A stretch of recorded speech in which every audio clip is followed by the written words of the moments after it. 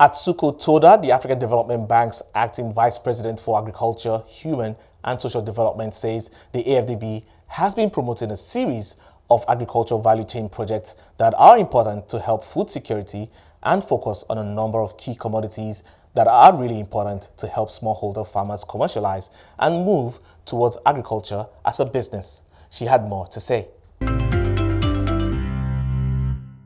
With regards to the commitments that were made at the high-level dialogue, we're very happy to report that in some, and it's a coalition of development partners that are engaged on the African continent, in total about 17 billion US dollars for the purposes of enhancing productivity through scaling technologies and innovation, promoting access to markets, and that's really about promoting private sector. And then, of course, building infrastructure so that smallholder farmers can be reached, but they also have access to markets. So we're very excited with the commitments that have been made by this coalition of partners. It's really good to see this very coordinated continental approach, because listening to all the presidents speak on that day, I was quite inspired. But I'd like you to speak to that level of coordination that is needed to face this challenge that Africa has been facing for decades. We were extremely happy that 17 heads of states joined us that day, actually those 2 days between the 29th and 30th of April for the high-level dialogue, each of them committing their own national budgets as well as their commitment to agriculture. There was a lot of discussion also around agribusiness. So the coordination is really about public and private sector in each of these countries. It's about having political will at the national level, but it's also about regional value chains and how we can support, for example, the African continent to be able to be much more competitive when it comes to agriculture and agribusiness. All right, but I'd like you to speak specifically to the role the African Development Bank played and the level of commitments from the AfDB. With regards to the African Development Bank, we have been investing in a program called Technologies for African Agricultural Transformation, which looks at working with the CGIAR system and the National Agricultural Research Systems to be able to promote and disseminate improved varieties for a whole series of crops that are very important for food security and nutrition.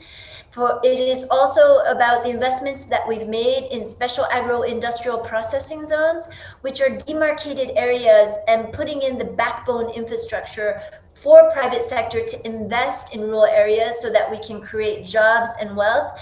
And it's about a series of agricultural value chain programs that we've been promoting across the continent to help food security. And those agricultural value chain projects usually focus on a number of key commodities that are really important for smallholder farmers and trying to help them to commercialize and move more towards agriculture as a business.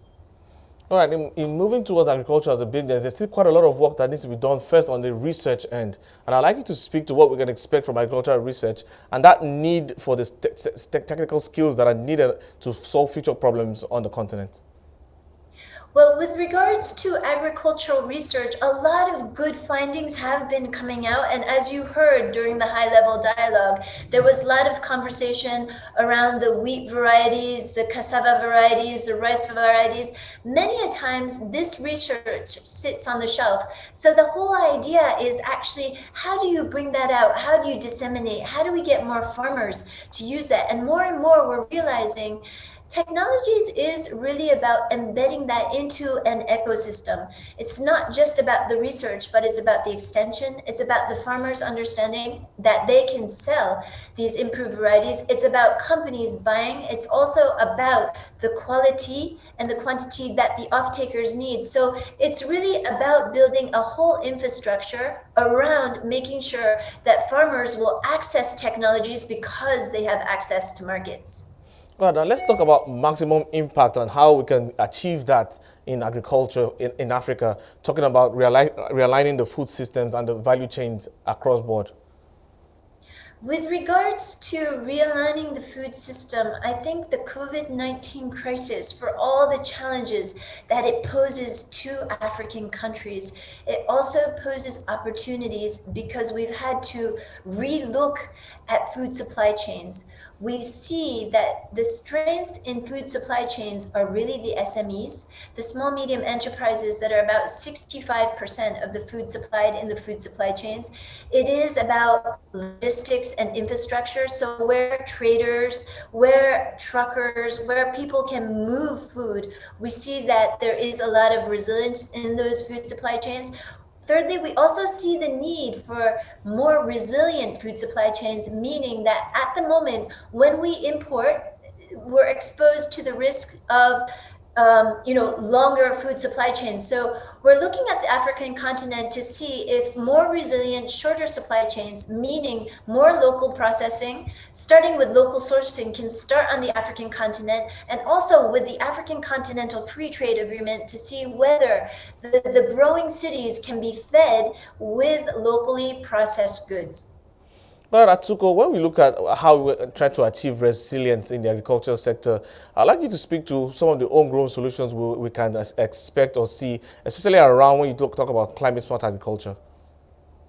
With regards to climate smart agriculture, climate change is one of the biggest aspects that we need to take a look at. There are a number of drought resilient varieties that have been developed through the CGIAR and promoted through the Technologies for African Agricultural Transformation program that I was talking about, the National Agricultural Resource Centers. But really, it's about how do we get farmers and how do we demonstrate to farmers that if they use these improved varieties, that productivity will increase. And it's only with the increase of productivity that we can really enhance the marketable surplus so that farmers can put that surplus to markets. A second layer is really to ensure that the quality of that surplus is something that can be a level for which companies, processors, off-takers can buy, and we can produce for markets. Other homegrown technologies will be related more and more to the fourth industrial revolution, i.e. the digital technologies, which really shorten supply chains, as I had mentioned earlier. The shortening of the supply chains and linking producers to markets, linking producers to the consumer is going to be change quickly with these digital technologies. But behind these digital technologies means that there's entrepreneurs, number one, and there's also infrastructure to get produce to market.